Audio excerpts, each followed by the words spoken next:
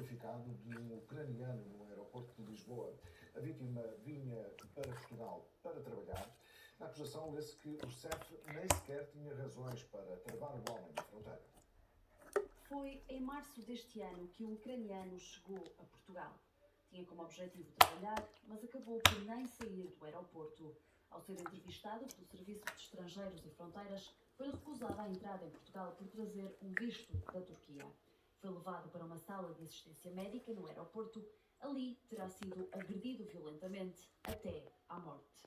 O Ministério Público não tem dúvidas. Acusa os 3 inspectores do CEF de homicídio qualificado.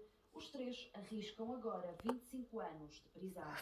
De acordo com a investigação da Polícia Judiciária, o CEF terá